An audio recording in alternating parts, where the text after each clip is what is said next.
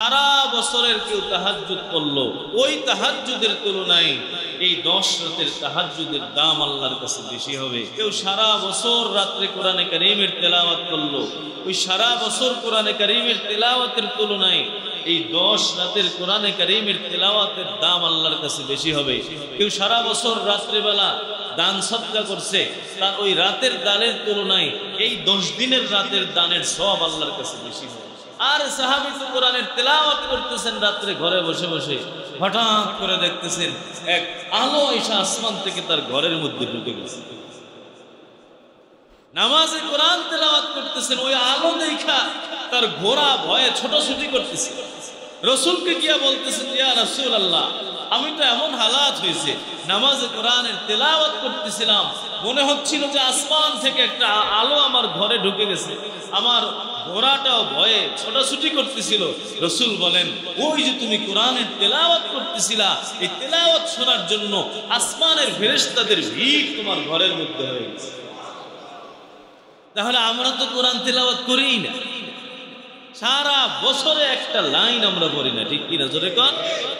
অধিকাংশ মানুষ, সাধারণ মানুষ তো দূরের কথা, আমরা যারা দিনের উপরে আছি এরাও তো তেলাওয়াত করি। যারা পারে না, দিনের উপরে নাই, তারা তো জিন্দিগিতেও ধরে নাই কোরআন। এমন মুসলমান নাই? 60-80 বছরে সে একদিন কোরআন খোলে নাই, এমন মুসলমানের সংখ্যায় বাংলাদেশে আছে, ঠিক কিনা জোরে কর? হ্যাঁ, ওই মা বাবা হয়তো বা মক্তবে নুরানিতে বা কোনো হুজুর রেখা অল্প একটু পড়াইছিল, ওই পড়াই তার জীবনের শেষ কথা। 60 বছর হয়ে গেছে, আজও পর্যন্ত সে কোরআন ধরে নাই। 70 বছর হয়ে গেছে, আজও পর্যন্ত একটা লাইন পৃষ্ঠা সে দেখে দেখে পড়ে নাই। এমন মুসলমান অনেক তালাশ করলে পাবে। জিলকদ মাস শেষ পর্যায়ে জিলহজ শুরু হয়ে যাবে। তো জিলহজ মাসের প্রথম যেই 10 দিন আছে, এই 10 দিনের আলাদা একটা ফজিলত আছে, বৈশিষ্ট্য আছে। আমি আপনাদের সম্মুখে সূরাতুল ফজর এর প্রাথমিক 4টা আয়াত তেলাওয়াত করেছি।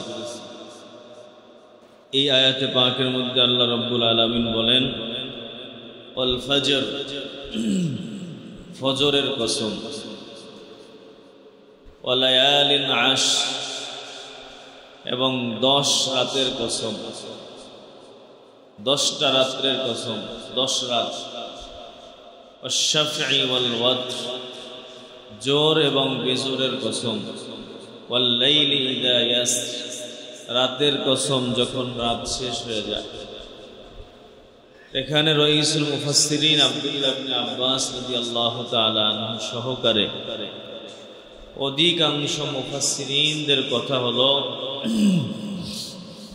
যে লায়ালি আশর দ্বারা উদ্দেশ্য হলো জিলহজ মাসের প্রথম যেই 10টা রাত্র, এই 10 রাত উদ্দেশ্য। অর্থাৎ আজকে চাঁদ উঠে গেলে আজ রাত থেকেই এই 10 রাতের ফজিলত শুরু হয়ে যাবে। জিলহজ মাসের যে শুরু হয়, এর প্রথম যেই 10টা রাত আছে, এই রাতের ফজিলত আল্লাহ রাব্বুল আলামিনের কাছে অনেক বেশি। এই কারণে নবী করিম সাল্লাল্লাহু আলাইহি ওয়াসাল্লাম এর এক হাদিসও আমি আপনাদের সম্মুখে তেলাওয়াত করেছি।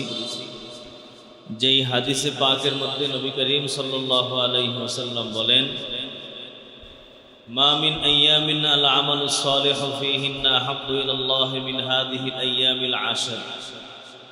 রাসূল বলেন যে এই 10 দিনের মধ্যে যে কোনো আমল করা, এর ফজিলত সারা বছরের যে কোনো দিনের আমলের চেয়ে অনেক বেশি।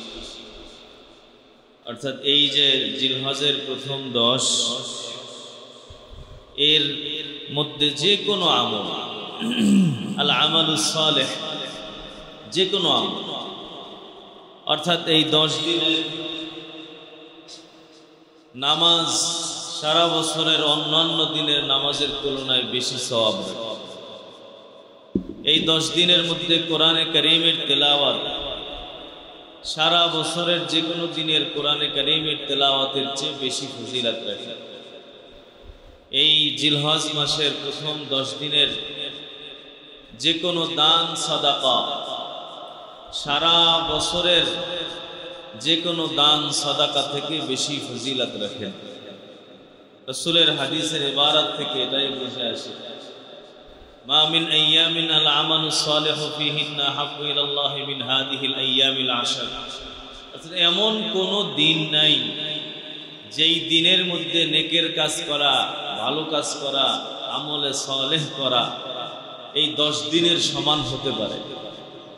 অর্থাৎ এই 10 দিনের মধ্যে যে কোনো আমল, নফল আমল বলেন, ফরজ আমল বলেন, ওয়াজিব আমল বলেন, যে কোনো আমলের ফজিলত সারা বছরের অন্য যে কোনো দিনের তুলনায় অনেক বেশি। সাহাবায়ে কেরাম জিজ্ঞেস করছেন, ওয়ালাল জিহাদু ফি সাবিলিল্লাহ, হে আল্লাহর রাসূল, আল্লাহর রাস্তায় জিহাদ করাও কি? অন্য দিনে যদি কেউ আল্লাহর রাস্তায় জিহাদ করে তার চেয়েও বেশি সওয়াব এই 10 দিনের যে কোনো আমলের। রাসূল বলেন, ওয়ালাল জিহাদ ফি সাবিলিল্লাহ, হ্যাঁ, আল্লাহর রাস্তায় যদি কেউ অন্য দিনে এই 10 দিন বাদে জিহাদেও বের হয়, ওই জিহাদে যেই নেকি এর চেয়েও বেশি নেকি 10 দিনের যে কোনো নফল আমলের বা ফরজ আমলের বা ওয়াজিব আমলের। এরপর রাসূল বলেন, ইল্লা রাজুলুন খারাজা বিনফসিহি ওয়া মালিহি ফালাম ইয়ারজি' মিন যালিকা বিশাই, তবে এমন কোন ব্যক্তি যদি থাকে যে তার জান মাল নিয়ে পুরা জিহাদের ময়দানে ঝাঁপিয়ে পড়েছে, তার নিজেও গেছে, নিজের সাথে যা সম্পদ ছিল সব নিয়ে জিহাদে চলে গেছেন, এবং ফালাম ইয়ারজি' মিন যালিকা বিশাই, জিহাদের ময়দান থেকে আর কোনো কিছু নিয়ে ফেরত আসতে পারে নাই, অর্থাৎ তার জানটা নিয়েও ফেরত আসে নাই, তার মাল নিয়েও ফেরত আসে নাই, জিহাদ করছে তো নিজেও শাহাদাত বরণ করছেন, নিজের ধন সম্পদ আল্লাহর রাস্তায় ব্যয় করে দিয়েছেন, এই ব্যক্তির আমলের ফজিলত বেশি, এর সমান কেউ হতে পারে না। এই ব্যক্তি বাদে আল্লাহর রাস্তায় কেউ এমনি জিহাদে গেছে, তার চেয়েও ফজিলত হলো এই 10 দিনের যে কোনো আমল। সুবহানাল্লাহ। এই 10 রাত, এটা হয়তো বা আজ থেকেই আমাদের, আজকে কয় তারিখ? 29, তাহলে আজ রাত থেকে এগুলো শুরু হয়ে যাবে ইনশাআল্লাহ। তো যখন চাঁদ ওঠা থেকে নিয়ে প্রথম যেই 10টা রাত্র, এই 10 রাতের ইবাদতের ফজিলত আল্লাহর কাছে অনেক বেশি। মাইকি আওয়াজ কমাই দেবেন, কেমন জানি লাগতেছে। তাহলে কোরআনে কারীমের সূরা ফজরের এই আয়াত এবং আল্লাহ রাসূল সাল্লাল্লাহু আলাইহি ওয়াসাল্লামের এই হাদিস, এই দুইটার সমন্বয় যেটা বুঝে আসে সেটা হলো এই জিলহজ মাসের প্রথম 10 দিনেরও ফজিলত আছে, এবং জিলহজ মাসের প্রথম যে 10 রাত আছে এই রাতেরও ফজিলত আল্লাহর কাছে অনেক বেশি। সেই হিসাবে আমাদের একটা আমল করণীয়, যে আমল সেটা হলো 1 নম্বর যে আমল, সেটা আমরা এই জিলহজ মাসের প্রথম যে 10টা রাত্র আছে এই 10 রাত ইবাদতের মধ্যে কাটাবো। কেন? কারণ আল্লাহ তাআলা এই 10 রাতের কসম খাইছেন। তো আল্লাহ যেই জিনিসের কসম খায় ওই জিনিসের দাম বাইরে যায়। সুবহানাল্লাহ। আমরা তো কসম করি কোনো দামি জিনিসের নামে, আল্লাহর নামে কসম করি, আল্লাহর দাম সবচেয়ে বেশি, কিন্তু আল্লাহ তাআলার চেয়ে তো দামি কিছু নাই। কিন্তু আল্লাহ যেই জিনিসের কসম করেন ওই জিনিসের দাম বেড়ে যায়। তাহলে একটা যেটা বুঝে আসে, যেহেতু এই 10 রাতের কসম খাইছেন আল্লাহ তাআলা, সুতরাং এই 10 রাতের ইবাদত আল্লাহর কাছে অনেক দামি হবে। এবং সারা বছরের কেউ তাহাজ্জুদ পড়লো, ওই তাহাজ্জুদের তুলনায় এই 10 রাতের তাহাজ্জুদের দাম আল্লাহর কাছে বেশি হবে। কেউ সারা বছর রাত্রে কোরআনে কারীমের তেলাওয়াত করলো, ওই সারা বছর কোরআনে কারীমের তেলাওয়াতের তুলনায় এই 10 রাতের কোরআনে কারীমের তেলাওয়াতের দাম আল্লাহর কাছে বেশি হবে। কেউ সারা বছর রাত্রেবেলা দান সদকা করছে, তার ওই রাতের দানের তুলনায় এই 10 দিনের রাতের দানের সওয়াব আল্লাহর কাছে বেশি হয়। এই জন্য এই রাতগুলোতে ইবাদত বন্দিগি করা, এমনকি ইবাদতের ইহতিমাম করা, কিছুই না পারি কমপক্ষে এই প্রথম 10 রাতে আমরা এশা এবং ফজর জামাতের সাথে আদায় করি। কি বলেন? আমরা এটাও যদি করি, এশার নামাজ পড়লাম জামাতে, ফজর নামাজ পড়লাম জামাতে, তাহলে কি বলেন? রাসূল বলেন যে সারা রাত ইবাদত বন্দি করার সওয়াব পাওয়া যায়।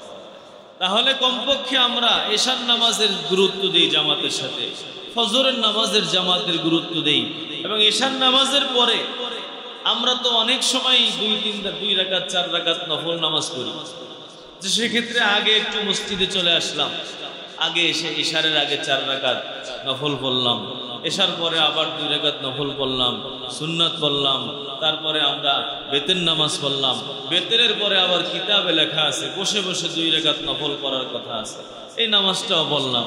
তাহলে আমার দেখা যায় যে এশারের সাথে সাথে আরো 8 রাকাত অতিরিক্ত নফল নামাজ আবার হয়ে যাচ্ছে, ঠিক কিনা? তাহলে আমারও কিন্তু এই রাতের কিছু একটা ইবাদত আমি করলাম।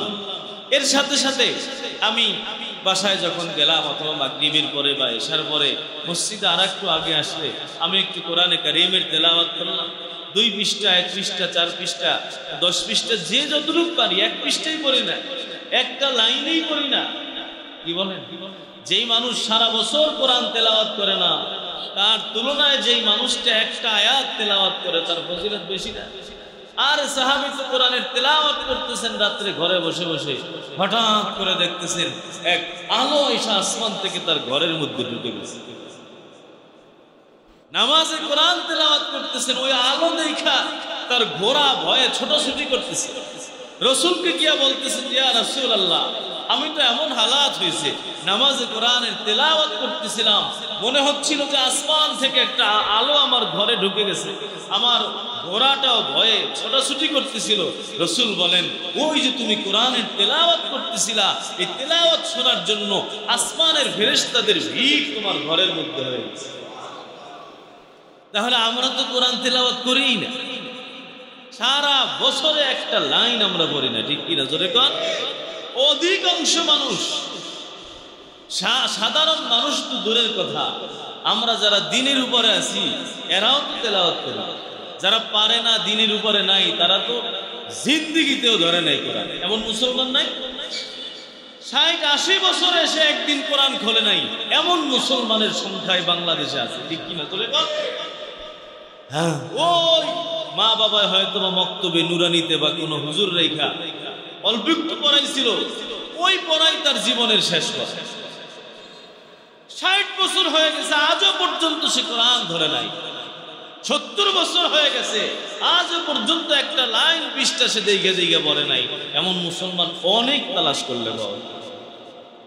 অথচ এই কোরআন সহি করে তেলাওয়াত করা ফরজ, নামাজ যেমন ফরজ, এই যে জুমার নামাজ যেমন ফরজ, কোরআনের তেলাওয়াত শিক্ষা করা সেটাও ফরজ। অথচ আমাদের খবরই নেই, আমরা আমাদের মতো জীবন যাপন করতেছি। আমরা কি করতে পারি?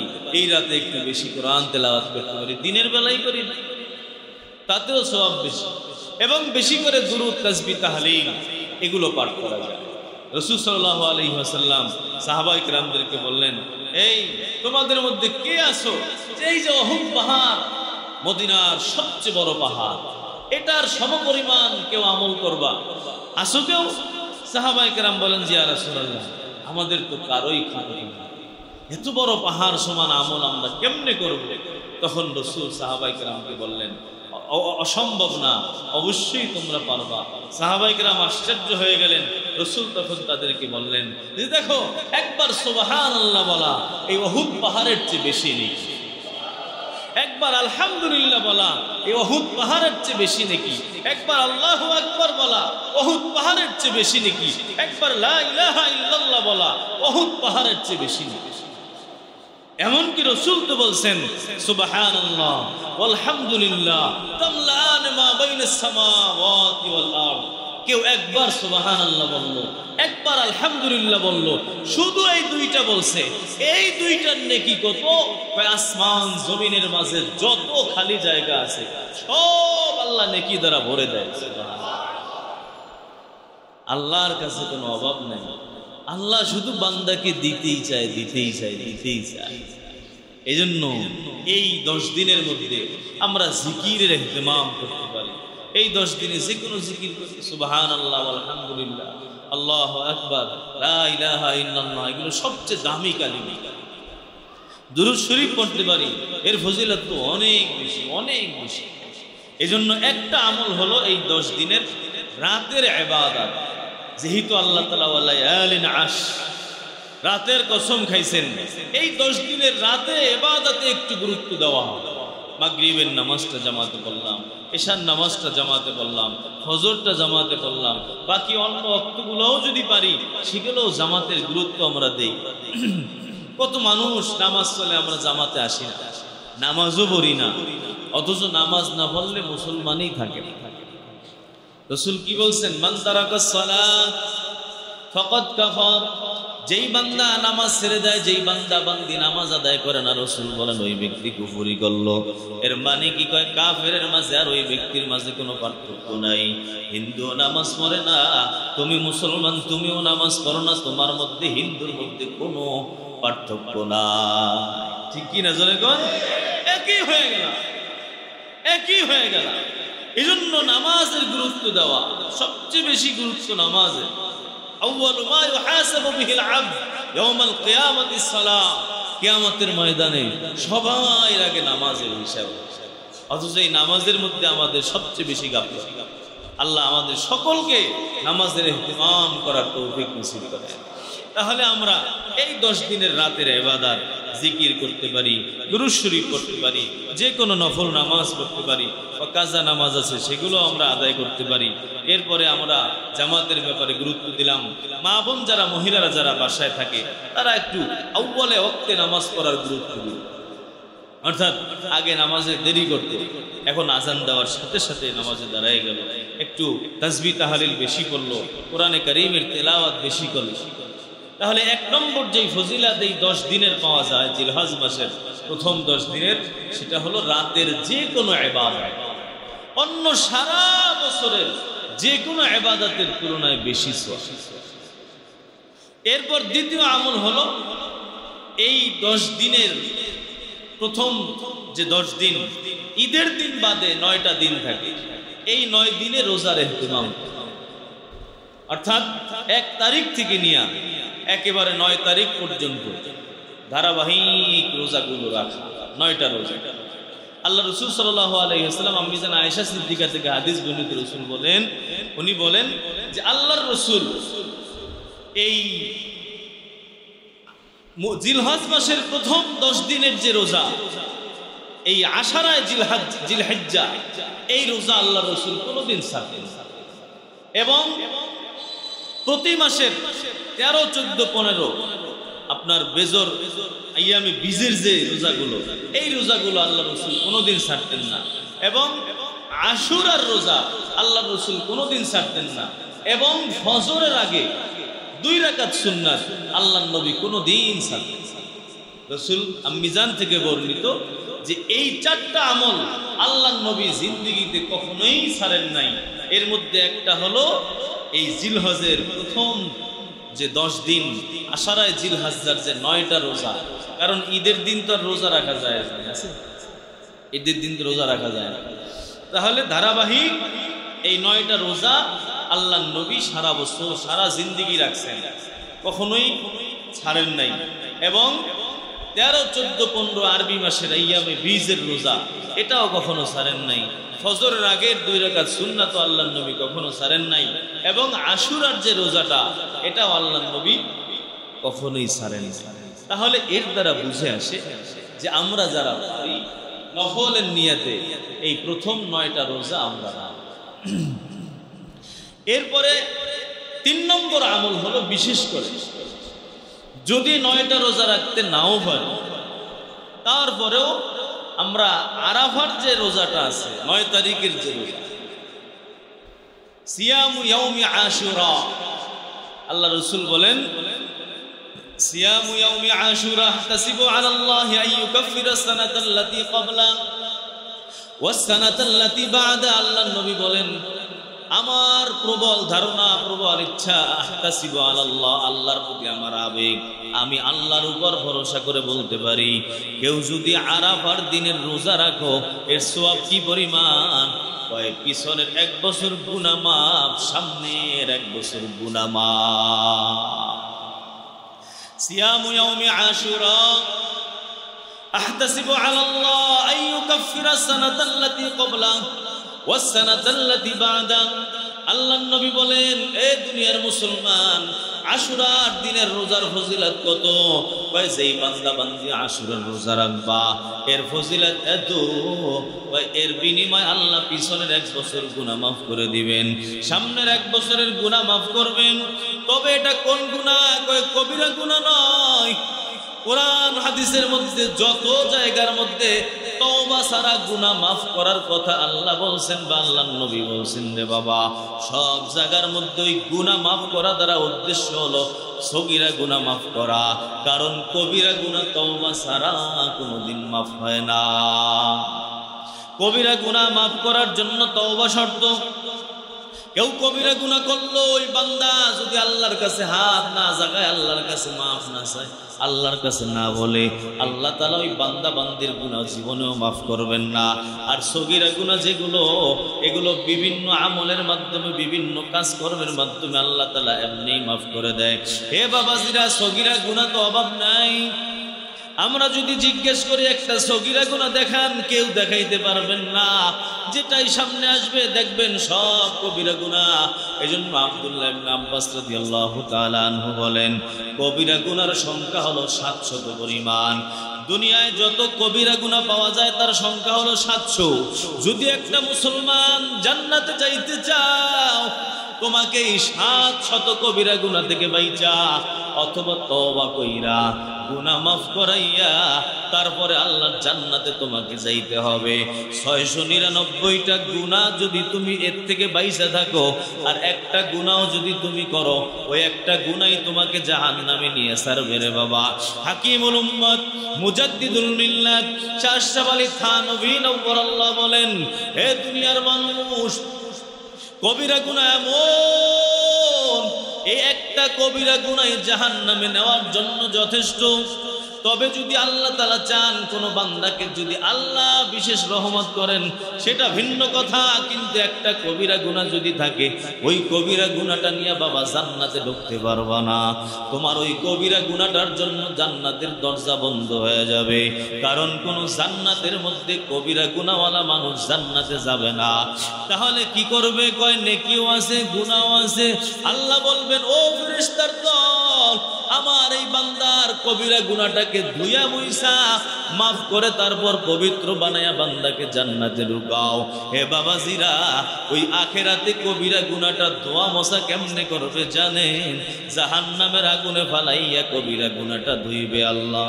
জাহান্নামের আগুন দ্বারা ধৌত করা হবে। দুনিয়ায় যেমন পানি দ্বারা ধৌত করলে পরিষ্কার হয়ে যায়, আখেরাতে বাবা পানি দ্বারা আল্লাহ তাআলা ধৌত করবেন না। আল্লাহ যে ধুবেন তোমাকে আমাকে পরিষ্কার করবেন, সেটা হলো জাহান্নামের আগুন রে বাবা। অনেক বড় কঠিন, এই দুনিয়ার কোনো গ্যারান্টি নাই। হে বাবাজি, আপনি ঘুমাইলেন, ঘুম থেকে জাগতে পারবেন, সেটার গ্যারান্টি কিন্তু নাই রে বাবা। 1 মিনিটের গ্যারান্টি এই দুনিয়ার মধ্যে আল্লাহ তাআলা কাউকে দেয় নাই। কে কখন দুনিয়া থেকে বিদায় হয়ে যাবে কারো কিন্তু কখনোই জানা নাই। এজন্য আমাদের দায়িত্ব হলো 24 ঘন্টা গুনাহ থেকে তওবা করে রেডি থাকতে হবে। এক বুজুর্গকে জিজ্ঞাসা করলেন, আপনি যদি 1 ঘন্টা পরে মারা যান, এই সংবাদ যদি আপনাকে জানানো হয়, কি আমল আপনি করবেন? ওই বুজুর্গ বলতেছেন, আমি গতকাল যে আমল করতাম 1 ঘন্টার আগের টাইমেও যে আমল করতাম, এই 1 ঘন্টা টাইম যেখানে আমি জানছি আমি 1 ঘন্টা পরে মারা যাব, এই 1 ঘন্টার মধ্যে একই আমল করব, কোনো কিছু পাল্টাবো না। কারণ আমার জানা আছে কখন যেন আমার ডাক চলে আসবে আমার জানা নাই। আমি সব সময় গাঠটি বুসকা তৈরি করে রেডি আছি রে বাবা। আলাদা কোনো আমল আমার করতে হবে না। এখন যদি মালিক আমাকে ডাক দিয়া নিয়ে যায়, আমি মালিকের ডাকে সাড়া দিতে রাজি আছি। এ দুনিয়ার মুসলমান, তুমি আমি কি এমন একটা কলিজা নিয়ে কথা বলতে পারবো? জিন্দেগিতেও না। তোমার আমার গুনাহের কোনো শেষ নাই, তোমার আমার গুনাহের কোনো অভাব নাই রে বাবা। এজন্য জান্নাতে যাইতে হলে 700 কবিরা গুনাহ থেকে বাঁচতে হবে। এ বাবাজিরা, আল্লাহর কসম, এই যে ইয়াউমে আরাফার মধ্যে, ইয়াউমে আরাফার রোজা যারা রাখবা, আমার নবী বলছেন তার পিছনের 1 বছর গুনাহ মাফ হয়ে যাবে। মানে হলো সগীরা গুনাহ পিছনের 1 বছরের মাফ হবে, সামনের 1 বছরের গুনাহ মাফ হবে। মানে হলো সগীরা গুনাহগুলো মাফ হয়ে যাবে, তবে কবিরা গুনাহ তওবা সারা মাফ হয় না। এখন কথা হলো আরাফার রোজা কবে? এটা নিয়ে বড় ঝামেলা। আরাফার রোজা কয় তারিখে রাখবে? আমাদের দেশের অনেক মুসলমান 8 তারিখে রাখে, ঠিক কিনা? কারণ 8 তারিখে হলো সৌদি আরবে 9 তারিখ, ঠিক কিনা? এখানে একটা ভেজালের মধ্যে আমরা পড়ে যাই। এখানে একটু বোঝার বিষয় হলো সিয়ামু ইয়াউমে আশুরা। আল্লাহ রাসূল বলেন যে আশুরার দিনের রোজা। এই যে আরেক হাদিসের মধ্যে রাসূল যে বলছেন আশুরার দিনের রোজা, এই আশুরার দিনের রোজা দ্বারা কি উদ্দেশ্য? 10 তারিখের রোজা আছে না? আশুরার এক হাদিস আছে, সিয়ামু ইয়াউমি সুমু আশুরা, তোমরা আশুরার রোজা রাখো। আশুরা মানে মুহররমের 10 তারিখ। এখানে রাসূল বলছেন সিয়ামু ইয়াউমি আরাফা, আরাফার দিনের রোজা হলো এই জিলহজ মাসের 9 তারিখের রোজা। কারণ আপনি যদি আরাফার দিন রোজা পালন করেন সৌদি আরবের সাথে, সৌদিরা এখন উকুফে আরাফা করতেছে, আরাফার ময়দানে আছে, তো আমারও এখন আরাফার দিন আমি রোজা রাখি। তাহলে পরের দিন যখন সৌদি আরবের লোকেরা ঈদ করলো, তা আপনি গরু জবাই দিলেন না কেন? ঠিক না? আমরা যদি হাজী সাহেবদের সাথে, হাজী সাহেবরা যেই দিন সৌদি আরবে যেই দিন তারা উকুফে আরাফা করলো, ওই দিনেই যদি আমাদের দেশে আরাফার রোজা হয়, তাহলে পরের দিন তাদের দেশে ঈদ, ওই দিন ঈদ পালন করেন না কেন? ঠিক কিনা? বুঝে আসছে? হাদিসের সহি কথা হলো যে আরাফার রোজা হলো, আরাফার রোজা দ্বারা এখানে উদ্দেশ্য 9 তারিখের রোজা। আশুরার রোজা দ্বারা যেমন উদ্দেশ্য 10 তারিখের রোজা, আরাফার রোজা দ্বারা উদ্দেশ্য হলো যেই দেশের মানুষ ওই দেশে যখন 9 তারিখ, ওই 9 তারিখের রোজা। এখন আরেকটা জিনিস দেখেন, যদি সারা বিশ্বের মুসলমান আরাফার রোজা মানে হলো সৌদি আরব যখন আরাফা পালন করবে, উকুফে আরাফা, আরাফার দিন, ওই দিন সবাই রোজা রাখবে, আপনি বলেন সারা বিশ্ব কি সৌদি আরবের সাথে দিন হয়? হ্যাঁ, যদি আমরা হাজী সাহেবদের সাথেই আমাদের সাথে দিনে দিনে মিলে যায়, এজন্য আমরা রাখতে চাই। কিন্তু সৌদি আরব যখন দিন, আমেরিকায় তখন রাত। তাহলে যদি এখানে আরাফার রোজা দ্বারা উদ্দেশ্য আরাফার দিনের রোজা, তাহলে সৌদি ওই আমেরিকার মানুষদের এরা কি অপরাধ করলো? এরা তো রোজাদার জীবনেও রাখতে পারবে, কারণ এদের আরাফা এরা মক্কার সাথে জিন্দিগিতেও মিলাইতে পারবে না। আর মক্কা যখন দিন, এদের ওখানে তখন রাত। সুতরাং আরাফার রোজা দ্বারা উদ্দেশ্য 9 তারিখের রোজা। আর একটা জিনিস দেখেন, আমাদের একদিন আগে সৌদি আরবে চাঁদ দেখা যায়। এই সৌদি আরবেরও একদিন আগে চাঁদ দেখা যায় জাপানে। সৌদি আরবেরও আগের দিন জাপানে চাঁদ ওঠে। তাহলে ওই জাপানের মানুষরা কি ভুল করলো? এরাও তো জিন্দেগিতে আরাফার রোজাটা রাখতে পারবে না, কারণ মক্কায় যেই দিন আরাফা ওই দিন জাপানে ঈদ, জাপানে আগে আগে চাঁদ উঠে যায়। তাহলে এই জাপানের লোকেরাও জিন্দেগিতে আরাফার রোজা রাখতে পারবে না। যদি আরাফা দ্বারা আমরা সৌদির সাথে মিলাইতে যাই, আমেরিকার লোকেরাও জিন্দেগিতে আরাফার ফজিলত পাবে না। আপনি বলেন রসুল যে এই ফজিলত বয়ান করছেন, তাহলে আমেরিকা যদি বাদ যাইতো, রসুল কইতেন ইল্লা আমেরিকা, আমেরিকা বাদে, ইল্লা জাপান, জাপান বাদে, তোমরা যারা বাঙালি আছো আরো আশেপাশে যারা আছো এরা খালি রোজা রাখবে। তাহলে একটা কথা হলো, আমরা আরাফার রোজা দ্বারা উদ্দেশ্য হলো 9 তারিখের রোজা। এর দ্বারা উদ্দেশ্য যেই দিন সৌদি আরবে হাজি সাহেবরা উকুফে আরাফা করে ওই দিনের রোজা উদ্দেশ্য না, ওই দিন তাদের 9 তারিখ, সেজন্য সৌদির লোকেরা ওই দিন রোজা রাখবে। আমাদের দেশে 9 তারিখ হলো পরের দিন, যেই দিন সৌদি আরব ঈদ, আমাদের দেশে ওই দিন 9 তারিখ। আমাদের আরাফার ইয়াউমে আরাফার রোজা অর্থাৎ 9 তারিখের রোজা হলো সৌদি আরবে যেদিন ঈদ ওই দিন। বুঝে আসছে কথাটা?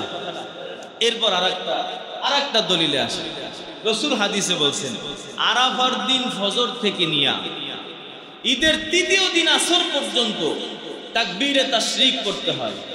আল্লাহু আকবার, আল্লাহু আকবার, লা ইলাহা ইল্লাল্লাহ, আল্লাহু আকবার, আল্লাহু আকবার, ওয়ালিল্লাহিল হামদ। ঠিক কি না?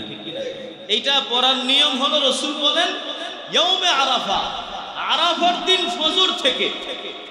তাহলে আরাফার দিন ফজর থেকে যদি এইটা এখানে ইয়াউমে আরাফা আছে, এই ইয়াউমে আরাফা দ্বারাও উদ্দেশ্য 9 তারিখ। কারণ আমরা যে তাকবীরে তাশরিক শুরু করি সেটা কবের থেকে? যেই দিন সৌদি আরবে আরাফার দিন সেই দিন নাকি পরের দিন? আপনারা কি বুঝতেছেন? আমরা আরাফার দিন ফজর থেকে তাকবীরে তাশরিক করার নিয়ম। এই তাকবীরে তাশরিক এই হাদিসের মধ্যেও আছে যে আরাফার দিন ফজর থেকে ইয়াউমে আরাফা, আল্লাহ রাসূল আরাফার দিন বাদ ফজর থেকে তাকবীরে তাশরিক করতে।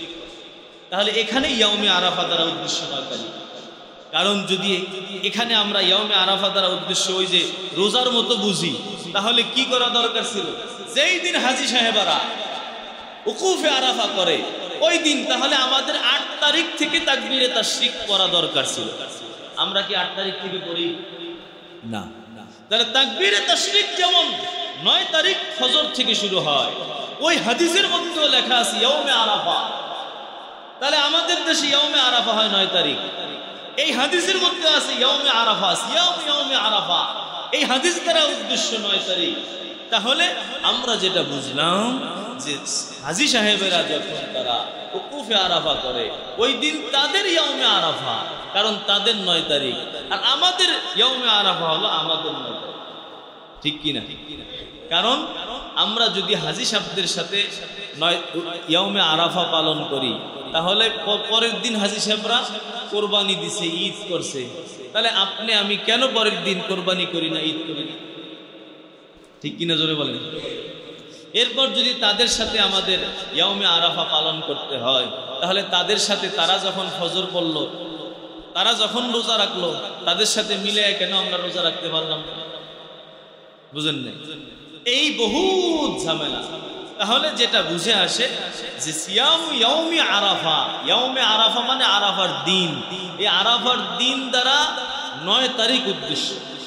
যেমন আশুরার রোজা রাসূল বলেন এর দ্বারা 10 তারিখ উদ্দেশ্য। এবং ওই যে তাকবীরে তাশরিক ইয়াউমে আরাফার ফজর থেকে তাকবীরে তাশরিক করতে হয়, ওখানেও 9 তারিখ উদ্দেশ্য। ইয়াউমে আরাফা মানে হাজী সাহেবরা মক্কা শরীফে যখন ইয়াউমে আরাফা পালন করে সেটা উদ্দেশ্য না। তাহলে যেটা আমরা 9 তারিখের একটা রোজা, কয়টা? অনেকে 2টা রাখে, কারণ তারা চিন্তা করে হুজুররা যে ব্যাখ্যা দিল এটা ভুলও তো হইতে পারে, তাহলে আমি হাজী সাহেবগুলো লগে একটা রাখি আর বাঙালিগুলো লগে আর একটা রাখি, আমি মুক্তি পেয়ে গেলাম। আগের দিনের আপনার আরাফার রোজা জীবনে হইব না, হুজুররা ভুল ব্যাখ্যা দেয় না, হাদিস কোরআন দেখেই ব্যাখ্যা দিচ্ছে। আগের দিনেরটা ওই 10 দিনের একটা রোজা হবে, ভালো। কিন্তু আরাফার রোজা একটা, আরাফার রোজা 2টা জীবনে। আরাফার রোজা একটা, সেটা হলো আমাদের দেশে যখন 9 তারিখ হবে, ওই 9 তারিখ হলো আরাফার রোজা। বুঝে আসছে ইনশাআল্লাহ? কিন্তু অনেক ভাই আপনারা এই এত বোঝানোর পরে আপনারা প্রয়োজনে দলিল ঘাটেন, কিতাব দেখেন, তারপর আমরা বুঝতে চাই। কোনটা বুঝবেই না, কোনটা ওই হাজী সাহেবদের সাথেই 9 তারিখ রোজা রাখবে, ঠিক কিনা? অনেক মানুষ এখানেও আছেন, আপনারা এই কথা মানবেনই না, ওইখানে রোজা রাখবেন। যদি তাদের সাথে আরাফার রোজা রাখেন পরের দিন, তাহলে তাদের সাথে ঈদও করে ফেলা। যেমন চাঁদপুরের একদল লোক আছে না, এরা আগে ঈদ করে, এরা আগে ঈদ করলে আপনারা করেন না কেন? আপনারা যেহেতু সৌদির লাগে মিল রেখা, তাহলে সব সৌদির সাথে মিল রেখা করতে হবে। ওরা যখন ফজর পড়ে, আমাদের ফজর পড়তে হবে, তখন সকাল কয়টা? 8টা বাজবে, 8টার সময় ফজর নামাজ পড়তে হবে। এটা পড়েন না কেন? হ্যাঁ, সব নামাজ উল্টা পাল্টা হয়ে যাবে। সুতরাং চাঁদ দেখা ঈদ করা, চাঁদ দেখা রোজা রাখা, চাঁদ দেখা ঈদ করা, চাঁদের সাথে এই জিনিসগুলোর সম্পর্ক। এই জন্য চাঁদের তারিখ মুখস্থ রাখা মুসলমানদের জন্য মুস্তাহাব। তাহলে একটা আমল গেল এই 10 রাতের ইবাদত। 2 নম্বর গেল 10 দিন, এর প্রথম 9 দিন রোজা রাখা, বিশেষ করে আরাফার দিন রোজা রাখা। প্রথম 9 দিনের রোজা রাখার ফজিলত কি? রাসূল জিন্দেগিতেও 4টা আমল ছাড়েন নাই। এর মধ্যে 1 নম্বর এই 10 দিনের আশারায় জিলহিজ্জার রোজা এবং ইয়াউমে বীজের 3টা রোজা, আইয়ামে বীজের। এরপরে ফজরের আগের 2 রাকাত সুন্নাত, আর একটা হলো আশুরার রোজা। এই 4টা আমল জিন্দেগিতেও ছাড়েন নাই। এর মধ্যে আশারায় জিলহিজ্জার 10 রোজা আছে, 9 রোজা আছে। তাহলে রাতে ইবাদত, পারলে এই 9 দিন 9টা রোজা রাখা। 3 নম্বর হলো বিশেষ করে আরাফার দিনের রোজা রাখা। এবং আরাফার দিন কবে হয়? আমাদের যখন 9 তারিখ, তখনই আরাফা। ইয়াউমে আরাফা দ্বারা হাদিসে এখানে উদ্দেশ্য 9ম তারিখ। যেমন ইয়াউমে আরাফা ফজর থেকে তাকবীরে তাশরিক করতে হয়, হাদিসে আছে। এইখানেও ইয়াউমে আরাফা দ্বারা কি উদ্দেশ্য? 9 তারিখ। 4 নম্বর আমল আমরা যেটা করব সেটা হলো, যারা আমরা কুরবানি করতে চাই তারা এই জিলহজ মাসের চাঁদ ওঠার পর থেকে নিয়ে নখ, চুল, পশম ইত্যাদি কিছুই কাটবো না। এটা একটা আমল। আল্লাহ রাসূল সাল্লাল্লাহু আলাইহি ওয়াসাল্লাম এই আমল করতেন। কি জন্য? ওই হাজী সাহেবদের সাথে একটা সাদৃশ্য যাতে হয়ে যায়। ইহরাম পরার পরে হাজী সাহেবেরা কিন্তু এগুলো কিছুই কাটে না, এরা একেবারে মুসাফিরের মতো থাকে। তো তারা হজে গেছে, আমরা তো যাইতে পারি নাই, যাতে করে আমরা যাই নাই কিন্তু তাদের একটা সাদৃশ্য চলে আসে। এটার হয়তো একটা বরকতে আল্লাহ তাদেরকে মাফ করলে আমাদেরকেও মাফ করতে পারেন। তাহলে এই আমলটা কিতাবের মধ্যে লেখছে মুস্তাহাব আমল।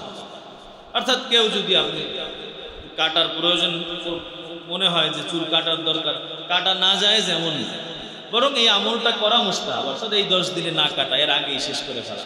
তাহলে আজকে মাগরিবের আগেই চুল টুল পশম ইত্যাদি যদি পরিষ্কার করে ফেলে, বাস চাঁদ উঠলে আর সমস্যা থাকে। এইটা একটা আমল।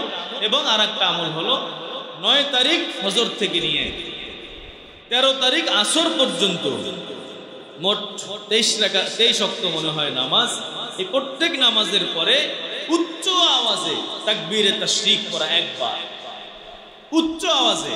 আমাদের আল্লামা তাকি উসমানী দামাত বারাকাতুহু বলেন যে এই তাকবীরে তাশরিক এমন আওয়াজে পড়বেন যাতে করে পুরো মসজিদে ঘুম ঘুম আওয়াজ হয়ে যায়। কারণ এটা একটা মিন শাআইরিল ইসলাম, ইসলামের একটা নিদর্শনের মধ্যে থেকে একটা। আল্লাহু আকবার, আল্লাহু আকবার, লা ইলাহা ইল্লাল্লাহু, আল্লাহু আকবার, আল্লাহু আকবার, ওয়ালিল্লাহিল হামদ। একা নামাজ পড়লেও পড়বো, জামাতের সাথে পড়লেও পড়বো। মহিলারা বাসায় নামাজ পড়ে, তারা বাসায় নামাজের পরে এই যে 9 তারিখ থেকে নিয়ে ফজর থেকে নিয়ে 13 তারিখ আসর পর্যন্ত এই তাকবীরে তাশরিকটা আমরা পড়ব। এবং কোরবানি দেওয়া জরুরি আমাদের কাদের জন্য, এটা একটু শুনেন। এই বিষয়ে আমরা আগামী জুমে ইনশাআল্লাহ আলোচনা করব। যাদের কাছে যে আকিল বালেগ মুসলমান, এগুলো 3 শর্ত: জ্ঞান সম্পূর্ণ হতে হবে, এবং প্রাপ্তবয়স্ক হতে হবে, এবং মুসলমান হতে হবে। 4 নম্বর শর্ত হলো, যদি তার কাছে 10 তারিখ ফজর থেকে নিয়ে 13 তারিখ মাগরিব পর্যন্ত নিসাব পরিমাণ সম্পদের মালিক সে থাকে, অর্থাৎ যাকাত ওয়াজিব হওয়ার যে নিসাব আনুমানিক 55,000 টাকা, এই পরিমাণ স্বর্ণরূপা সব মিলায় যদি হয়ে যায় 55,000 টাকা, এই 3 দিনে তার কাছে খরচের অতিরিক্ত থাকে। 3 দিনের খরচ বাদে তার কাছে 55,000 টাকার মতো আনুমানিক বেশ কম হবে রূপার দামের কারণে। এই পরিমাণ 55-60,000 টাকার মালিক সে থাকে, তাহলে তার নিজস্ব নামে অবশ্যই কোরবানি দিতে হবে, সে পুরুষ হোক মহিলা হোক। মহিলার টাকা নাই, স্বর্ণ আছে অনেক, রূপা আছে অনেক, ব্যবসার সামানা আছে, অথবা কিছু টাকাও আছে, মহিলার নামেও দিতে হবে। যতজনের নিসাব থাকবে প্রত্যেকের নামে যাকাত কুরবানি দিতে হবে। অনেকে আমরা করি কি, সবার নামে দেই না, 1 বছর ছেলের নামে, 1 বছর বাবার নামে, 1 বছর মার নামে, 1 বছর এক একজন ঘুরেই দেয় না। যাদের উপরে এই নিসাব থাকবে, কুরবানি ওয়াজিব হবে, তাদের সবার দিতে হবে। এবং রাসূল বলেন, মান ওয়াজাদা সাআতান লিআন ইউদহিয়া ফালাম ইউদহি ফালা ইয়াহজুর মুসাল্লানা।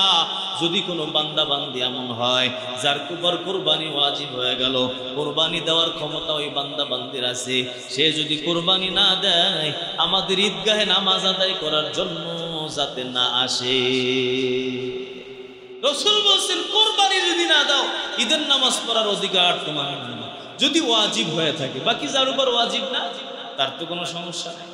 আল্লাহ তাআলা আমাদের সকলকে এই 10 দিনের আমলগুলো পালন করে, কোরবানি আসতেছে এই আমলকে ইখলাসের সাথে হাজী সাহেবরা আমল করতেছেন, তাদের সাথে আমাদেরকেও মিলাইয়া আল্লাহ আমাদের জিন্দেগির গুনাহগুলো মাফ করে সকলকে জান্নাতি বানায় দেন। আমিন। ওয়া আখিরু দাওয়ানা আলহামদুলিল্লাহি রাব্বিল আলামিন।